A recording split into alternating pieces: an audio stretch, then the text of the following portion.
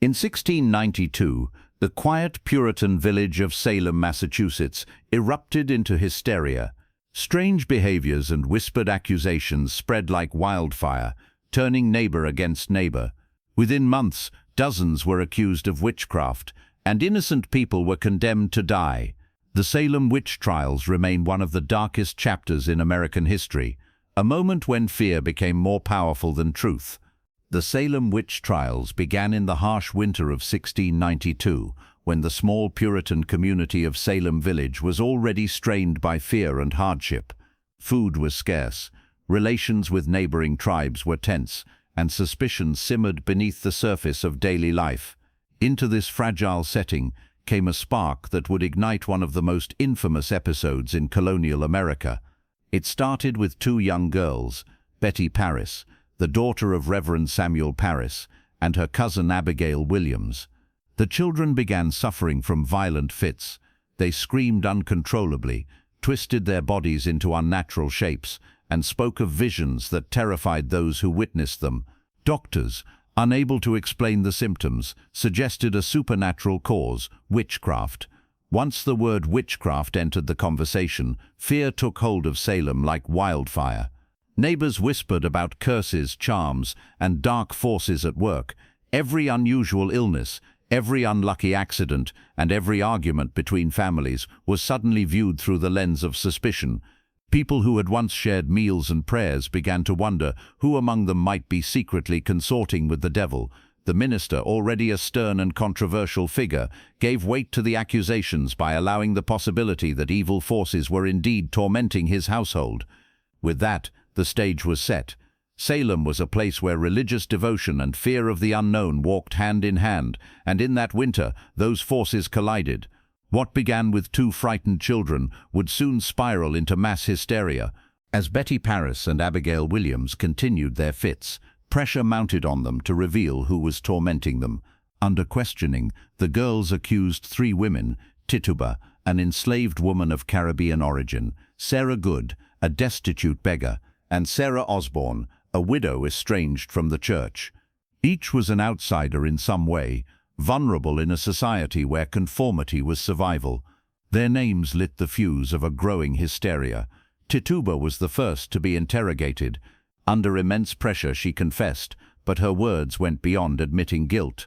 She claimed she had been forced into the devil's service, and worse, that other witches were hiding among Salem's people. Her confession sent shockwaves through the village. If even a servant woman could consort with the devil, then no one was safe. From that moment, accusations multiplied. People who had long-standing grudges seized the chance to condemn rivals. Land disputes, family feuds, and jealousies turned into weapons, cloaked in the language of spiritual warfare. Ordinary misfortunes, spoiled crops, sick animals, sudden fevers were reinterpreted as the work of witches. Fear created a cycle that fed on itself. The more people were accused, the easier it became to suspect others. The courtroom filled with onlookers, eager to see who would fall next. Each dramatic fainting spell from the afflicted girls, each shriek or claim of ghostly torment, was taken as undeniable proof. In Salem, logic no longer mattered. Belief had become evidence, and whispers carried the weight of truth. The trials escalated with alarming speed. Makeshift courtrooms filled with judges, ministers and villagers, eager to witness the unfolding drama. Those accused of witchcraft were dragged in, often in chains, their faces pale with fear. The moment they entered, the afflicted girls would shriek, collapse, or claim they saw the spirit of the accused tormenting them. To the judges, these displays were evidence enough. Spectral evidence, testimonies of dreams and visions, became the cornerstone of the trials. If someone claimed they had seen your ghost attacking them in the night, it was accepted as proof. This turned the courts into theaters of hysteria, where imagination carried more weight than fact. Once accused, clearing one's name became nearly impossible. Families were torn apart. Husbands accused wives, and children were pressured to testify against parents. Some, desperate to save themselves, confessed to witchcraft and named others as accomplices. Each confession fueled new accusations, widening the net of suspicion. Salem became a village where survival often meant sacrificing one's neighbors. Jails overflowed with the accused, many of them elderly, poor or otherwise vulnerable. The conditions were dire, cold, overcrowded cells where prisoners awaited uncertain fates. Outside the walls, fear gripped the community. Every day seemed to bring new names, new trials, and new cries for justice. What began with 3 women had become a frenzy, consuming dozens. Salem was no longer just a community in crisis. It was a community at war with itself, blinded by terror and convinced it was purging evil, when in reality it was destroying its own people. By the spring of 1692, Salem was engulfed in chaos. The fear of witchcraft dominated every conversation, every sermon, every gathering. Daily life unraveled as suspicion poisoned the bonds that once held the village together. Fields went untended, trade faltered, and even the church, normally a refuge, became a stage for accusations and confessions. The accused faced harsh interrogations. Judges demanded confessions, often pressing prisoners to name others who served the devil. Those who resisted were branded liars. Those who confessed were promised mercy but forced to betray neighbors, friends, and even family. It created an endless cycle of fear. Confession fed accusation, and accusation fueled more confessions. Even respected members of society were not immune. Prominent farmers, churchgoers, and landowners found themselves accused. Their fall from grace was swift, and their reputations destroyed overnight. Property disputes and old grudges often lay beneath these charges, but cloaked in the language of spiritual warfare, they were accepted without question. For the villagers, the boundary between natural and supernatural blurred completely. A sick child, a dead animal, or a poor harvest was no longer misfortune, but evidence of witchcraft. Shadows moving in the woods were seen as witches gathering in secret. Salem had become a place where logic and reason held no power, and fear dictated truth. What had begun with whispers in a minister's household had spread to consume the entire community. The trials were no longer about discovering witches. They had become instruments of control, suspicion, and survival in a town consumed by its own terror. By the summer of 1692, Salem's hysteria had reached its darkest point. Trials gave way to executions, and the gallows became a grim centerpiece of the village. Those who refused to confess were condemned to hang, their pleas of innocence drowned out by the voices of judges and accusers. One of the first to face this fate was Bridget Bishop, a woman with a reputation for independence and defiance. She denied every charge, yet the court declared her guilty. On June 10, she was hanged before a crowd of neighbors, her death marking the beginning of a wave of executions. In the months that followed, more would meet the same fate, men and women from all walks of life. Sarah Good, a poor woman despised by many, proclaimed her innocence until her last breath. Reverend George Burroughs, a former minister of the village, shocked onlookers when he recited the Lord's Prayer perfectly on the gallows, something many believed a witch could never do. Still, he too was executed. The most horrifying punishment, however, was reserved for Giles Corey. Refusing to enter a plea, he was pressed beneath heavy stones in a brutal attempt to force his confession. He endured the torment silently, his only reported words, "More weight." His death became a chilling symbol of defiance in a time when justice had been silenced. Each execution deepened the fear that gripped Salem. Families were shattered, children left without parents, and the community stained with blood. The trials had transformed Salem into a place where innocence was irrelevant, and survival depended on suspicion. As the executions continued, cracks began to appear in the foundation of Salem's hysteria.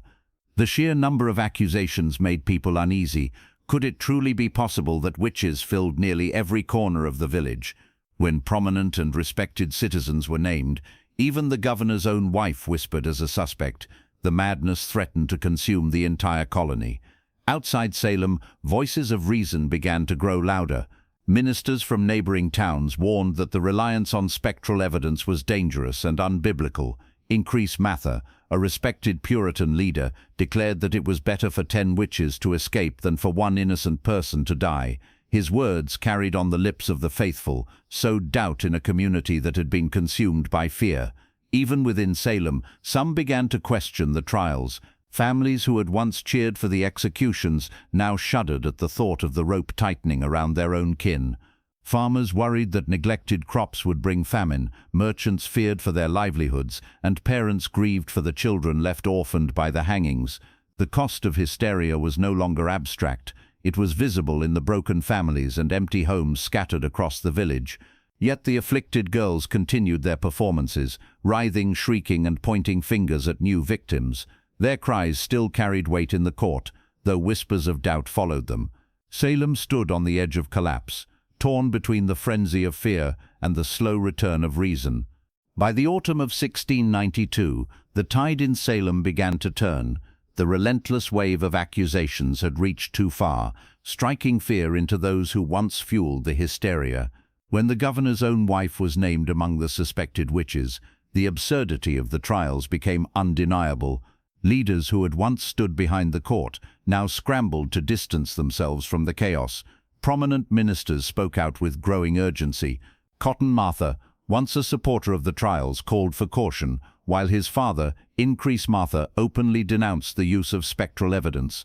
Their influence carried weight, forcing the courts to reconsider the flimsy foundations of their judgments. The afflicted girls, who had once commanded unquestioned authority, now faced skepticism. Their convulsions and visions, once seen as divine proof, began to look more like performance than possession. The more outrageous their claims became, the more doubt crept into the minds of the villagers. Gradually, executions slowed, trials were postponed or dismissed, and some prisoners were released. Salem, once consumed by hysteria, began to awaken from its nightmare. But the damage was already irreversible. 19 people had been hanged, 1 had been pressed to death, and more than 100 had suffered imprisonment. Families were broken, reputations destroyed, and the village forever scarred. The trials ended not with a revelation of truth, but with exhaustion and shame. Salem had looked into the abyss of its own fear, and what it saw there was far more terrifying than witches. It was the cruelty of a community turned against itself. In the aftermath of the Salem Witch Trials, the village struggled to reckon with what had been done. Survivors carried the weight of guilt and grief, and families of the condemned fought to clear their loved ones' names. Slowly, the courts admitted mistakes. By the early 1700s, many convictions were overturned, and apologies were offered to the families. Some received small sums of compensation, though no amount of coin could undo the injustice. For the people of Salem, the scars never fully healed. The trials had exposed the fragility of their community, showing how quickly fear could destroy trust and compassion. Sermons were preached warning against the dangers of hysteria, and the events of 1692 became a somber lesson etched into the fabric of New England's history. Centuries later, the story of Salem endures not only as a tragic historical event, but as a cultural symbol. It has been retold in books, plays, and films, each interpretation reflecting the timeless warning: when fear and suspicion rule, truth becomes the first casualty. Tourists now walk the streets of modern Salem, visiting memorials dedicated to the victims, reading the names of those once branded as witches. The echoes of the trials still whisper through time, whether seen as a cautionary tale of mass hysteria, a symbol of injustice, or a reminder of humanity's darker instincts. The Salem Witch Trials remain one of America's most enduring mysteries. The gallows may be gone, but the shadow of 1692 lingers, reminding us that fear, once unleashed, is a force more dangerous than any imagined witchcraft. The Salem Witch Trials remain one of the darkest chapters in American history. What began with fear and whispers ended in blood and regret, leaving behind a legacy of injustice that still haunts us today. Centuries later, Salem stands as a warning of how quickly hysteria can silence truth and destroy lives. Perhaps the greatest lesson of 1692 is not about witches at all, but about the danger of fear itself.